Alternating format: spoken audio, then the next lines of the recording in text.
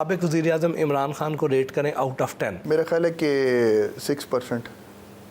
6। मौजूदा वज़ीर-ए-आज़म शहबाज शरीफ को रेट करें आउट ऑफ 10। खैर वो तो भी मौजूदा अभी हुए हैं, तो भी उसमें अभी रेटिंग जब पता लगेगी जब वो एक डेढ़ साल गुजार चुके होंगे, उसके बाद ही रेटिंग कर सकेंगे। साबिक़ वज़ीर आला सरदार उस्मान बुज़दार को रेट करें आउट ऑफ 10। देखिए, जहाँ तक बुज़दार साहब की बात है तो ये सारी क्राइसिस मैंने आपको बताया उनकी वजह से पैदा हुए, तो मैं समझता हूँ 4 आउट ऑफ 10। इन सियासतदानों को कोई मशवरा दें। फ़याज़ुल हसन चौहान। मेरा ख्याल है कि अपनी ज़बान पे अगर थोड़ा सा इनके कंट्रोल हो तो वो ज़्यादा बेहतर इंसान लगेंगे। राजा बिशारत। राजा बिशारत बहुत एक्सपीरियंस हैं और मंजे हुए सियासतदान हैं। उनके वालिद का मेरे दादा के साथ बहुत पुराना ताल्लुक़ था, एक वज़ादार फैमिली में से हैं वो। Hina Parvez Bhatt. She is very good. Assembly के जो लेजिस्लेशन वगैरह होती है उसमें बहुत वो इंटरेस्ट लेती हैं और अपना जो वहाँ पे जो होमवर्क करके आती है बहुत सही तरीके से, अच्छे तरीके से करके आती है। मशवरा क्या देंगे? इन सबको मशवरा लेने की तो ज़रूरत है नहीं, वैसे वो तो खुद माशाल्लाह इतने समझदार हैं सारे। सरदार उस्मान बुज़दार। बुज़दार साहब is history now, that's it. Jamshed Iqbal Cheema. उनसे मेरा ताल्लुक़ बना कुछ अर्सा पहले और अच्छा ताल्लुक़ बना। मेरे भाई हैं, मेरी बड़ी रिस्पेक्ट है, बहुत मोहब्बत करते हैं, मैं भी उनसे बहुत मोहब्बत करता हूँ। मौलाना फजलुर रहमान। मौलाना साहब तो आपको पता है कि सियासतदानों के सियासतदान है। सारा जो हुआ ये पीडीएम ने वो किया, इनमें मौलाना साहब का बड़ा किरदार है। Maryam Nawaz. Maryam Nawaz turn out to be big leader now. Sheikh Rashid. Sheikh Rashid साहब के लिए भी यही कहूँगा, अगर वो थोड़ा सा अपनी ज़बान पे थोड़ा सा अगर कंट्रोल रखे तो मेरा ख्याल है कि ज़्यादा बेहतर इंसान होंगे। मुराद सईद। मेरा उनसे इंटरेक्शन नहीं है इतना और मैं इतना जानता भी नहीं उनके बारे में। शीरी मज़ारी। बहुत पढ़ी लिखी हैं और मैं समझता हूँ कि अगर वो जो जितनी तालीम उन्होंने हासिल की है और वो अपने काम पर इतना एग्जर्ट करें तो बहुत आगे जा सकती हैं। जावेद लतीफ़। जावेद लतीफ़ साहब मेरे कुलीग भी रह चुके हैं और मेरे साथ बड़ा अच्छा उनका ताल्लुक़ रहा है असेंबली के अंदर और बड़ी रिस्पेक्टफुल उनके साथ मेरा ताल्लुक़ है। One word for Fawad Chaudhry. Fawad Chaudhry sahab बड़े इंटरेस्टिंग हैं, उनकी बातें बड़ी इंटरेस्टिंग होती हैं कभी कभार। एक वर्ड में उन्हें डिस्क्राइब करना है अपने ना। Sometimes is unbearable. Shah Mahmood Qureshi. Qureshi sahab बहुत मंजे हुए सियासतदान हैं और उनका बहुत कद काट है। मरियम औरंगज़ेब। मेरा इतना इंटरेक्शन नहीं उनके साथ। अता तारड़। तारड़ साहब I think is doing good for his party. Rana Sanaullah. Rana Sanaullah साहब मुजाहिद टाइप की शख्सियत है उनकी और वो अपने काम को बखूबी जानते हैं। ख्वाजा साद रफ़ीक। ख्वाजा साहब मैं उनको पसंद करता हूँ क्योंकि वो स्टूडेंट लीडर से ऊपर आए हैं और उन्होंने ज़िंदगी में बहुत ज़्यादा स्ट्रगल देखी है। काफ़ी ज़्यादा सियासतदानों के लिए आइडल है वो। शहरी Rahman. She is very learned lady. Shahid Khaqan Abbasi. Abbasi साहब पुराने सियासी घराने में से हैं और ख़ुद भी उनका बहुत एक बड़ा वेट है, प्राइम मिनिस्टर भी रह चुके हैं। ख्वाजा आसिफ। ख्वाजा आसिफ और मेरे ख़ानदान मतलब मेरे दादा के उनके वालिद साहब के साथ बहुत ज़्यादा एक अच्छे ताल्लुकात थे। मेरे भी कुलीग रह चुके हैं, मेरे भी उनके साथ बहुत अच्छे ताल्लुकात हैं। मुझे वो एज अपने फैमिली मेम्बर देखते हो। बिलावल भुट्टो ज़रदारी। मेरा ख्याल है कि आने वाले दौर में ज़रदारी साहब बहुत बड़े लीडर तस्वर होंगे। बिलावल भुट्टो साहब। अगला वज़ीर आज़म किस पार्टी से देख रहे हैं? मुस्लिम लीग नवाज़, पीपल्स पार्टी या तहरीक इंसाफ? खैर अभी कबलस वक्त है, वक्त को आने दें, देखें क्या हालात बनते हैं और क्या होगा, देखते हैं अगला वज़ीर आज़म कौन होगा। बहुत बहुत शुक्रिया सर, आपके साथ सारा दिन गुजारा, बहुत अच्छा लगा, बहुत अच्छी यादें लेके। इट्स अ प्लेजर जी, इट्स अ ऑनर फॉर मी।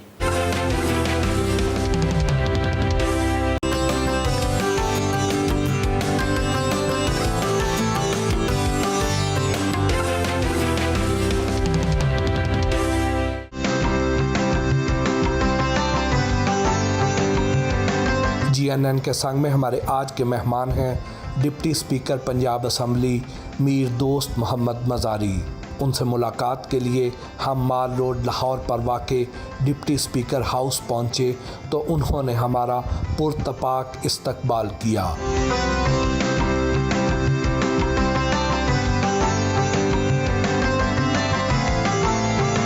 मीर दोस्त मोहम्मद मज़ारी साहब, कैसे हैं आप? अल्लाह का शुक्र जी, अल्हम्दुलिल्लाह सब खैरियत। मज़ारी साहब, आपके नाम की क्या खूबी है कि आपका बदतरीन दुश्मन भी आपको दोस्त कहने पर मजबूर हो जाता है? अपने नाम की इस ताकत के बारे में क्या कहेंगे? नाम पुराना नाम है, मेरे दादा के चाचा थे, उनका नाम मीर दोस्त मोहम्मद मज़ारी था, तो उनको खान बहादुर का लक़ब मिला। तो उसके बाद फिर मैं जब पैदा हुआ तो मेरा नाम रखा गया, तो यूँ समझ लें कि मैं दोस्त मोहम्मद पार्ट 2 हूँ।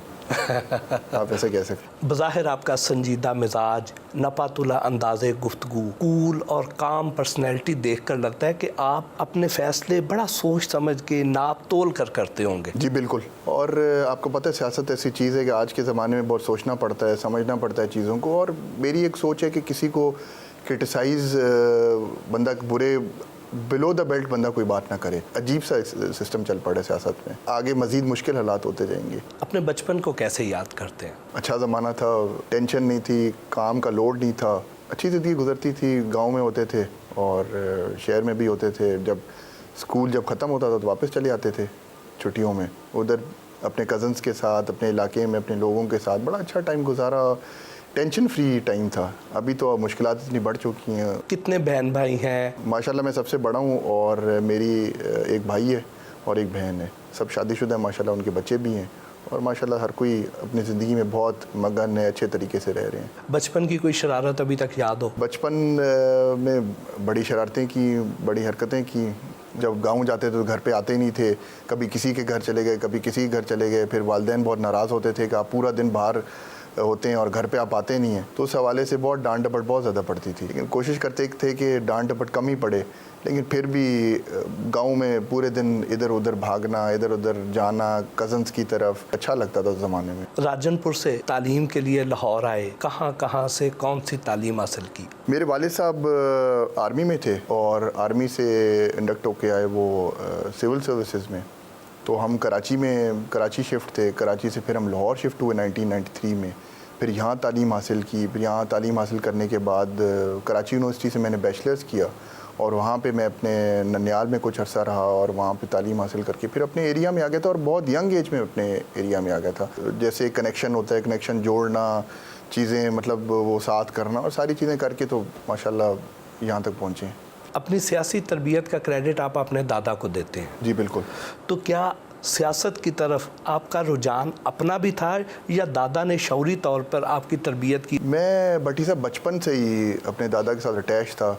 जब दादा MNA थे और प्राइम मिनिस्टर थे, MNA थे, तो मैं बचपन से 13-14 साल की 12 साल की उम्र में उनके साथ अटैच था। इस्लामाबाद जाता था, उनके साथ रहता था। उनका सारे जो उनका जो सिस्टम था, उनकी जो पंक्चुअलिटी थी, उनके उठने बैठने का तरीका था, वो सारा उनसे ही सीखा है। फिर करते करते फिर उन्होंने मुझे अपने साथ रखा। बहुत बड़े सियासतदानों से मुलाकात हुई। मुलाकात होते होते सीखते गए। फिर यहाँ पे पहुँचे आपके सामने अल्हम्दुलिल्लाह। उनकी दुआओं से उनकी एक दस्ते शफ़क़त भी रही, उनका एक साया भी रहा और अल्लाह ताला उनको लंबी ज़िंदगी दे। अब 2008 में पीपल्स पार्टी की टिकट पर इलेक्शन लड़कर असम्बली में आए। यूसुफ रज़ा गिलानी की काबीना में बतौर यंग मिनिस्टर भी आपने काम किया, लेकिन 2018 में फिर PTI की तरफ आप कैसे आ गए? दादा मोहतरमा बेनज़ीर भुट्टो साहिबा से मिलने गए थे लंदन, तो उन्होंने दादा को कन्विंस किया कि जी आप हमारी पार्टी में हैं और क्योंकि आपका एक नाम है और आप मिस्टर क्लीन है, आप पे कोई दाग धब्बा नहीं है, हर कोई आपके कद काट और उस चीज़ को बहुत ऑनर देते हैं। तो उस वजह से फिर उन्होंने ज्वाइन की पीपल्स पार्टी। फिर कुछ पीपल्स पार्टी में कुछ हमारे मोहतरमा की शहादत होगी, उसके बाद कुछ हमारे रिजर्वेशन हो गए, फिर पीपल पार्टी छोड़ दी। 2013 का इलेक्शन मैंने आज़ाद हैसियत में मैंने कॉन्टेस्ट किया और अल्हम्दुलिल्लाह उसमें भी लोगों की मोहब्बत से 73,000-74,000 वोट लिए, लेकिन हार गया अनफॉर्चुनेटली। वो ज़िंदगी का हिस्सा होता है। 2015 में फिर मैंने PTI ज्वाइन की और तरीन साहब उनकी मेहरबानी, वो चल के आए। दादा को आकर उन्होंने कन्विंस करने की कोशिश की और कहा कि जी आप नौजवान हैं तो ये नौजवानों की पार्टी आप इनको ज्वाइन करें। मरीम नवाज़ कहती हैं कि इमरान खान के MPA और MNA उनसे नून लीग के टिकट मांग रहे हैं, तो क्या आपकी भी इस बारे में कभी उनसे कोई बातचीत हुई? देखें, अभी जो जितने भी हालात हुए इन पिछले दिनों में, आप यकीन माने कि मैं PTI का मैं तो हमेशा ये कहता था, मैंने जितने इंटरव्यूज़ में बात कही है कि मैं PTI का बंदा हूँ और PTI के साथ खड़ा हूँ, लेकिन PTI मुझे धकेल रही है, कोशिश कर रही है कि मेरे से कोई गैर कानूनी काम करे जो कि मैं नहीं कर सकता। मेरे इलाके के लोग जो मेरे साथ वर्कर, मेरे फैमिली वाले जो मेरे साथ खड़े हुए, तो उन्होंने कहा कि जी इन हालात के बाद जब एक पार्टी में एक आपकी रिस्पेक्ट ही नहीं है तो उस पार्टी में रहने का जवाज़ नहीं बनता, तो आप इस बारे में सोचें। ऑप्शन ओपन है, देखते हैं किधर जाना है, जिधर इज़्ज़त मिलेगी और जिधर हमारे इलाके में काम होंगे। आपने PTI की पार्टी पॉलिसी के ख़िलाफ़ जाकर अदालती फ़ैसले की तामील करते हुए पंजाब असम्बली में इलेक्शन करवाए, हमजा शहबाज को जितवा दिया। जितवाया तो खैर मैंने नहीं जितवाया, तो उनके अपने मेंबर्स ने जितवाया। मैं तो सिर्फ प्रिजाइडिंग ऑफिसर था। मेरा काम था उधर एक बैठ के इलेक्शन को फ्री एंड फेयर क्लियर कराना था, जो मैंने करवाया क्योंकि मुझे ऑर्डर्स थे हाई कोर्ट की तरफ से। इसमें मेरे ख्याल है रिजर्वेशन तो किसी को नहीं होनी चाहिए, क्योंकि ना तो मेरा वोट था, मैं तो वोट मैंने कास्ट ही नहीं करना था, वोट कास्ट करना था उनके अपने मेंबर्स ने, तो उन्होंने किया और रिजल्ट आपके सामने है।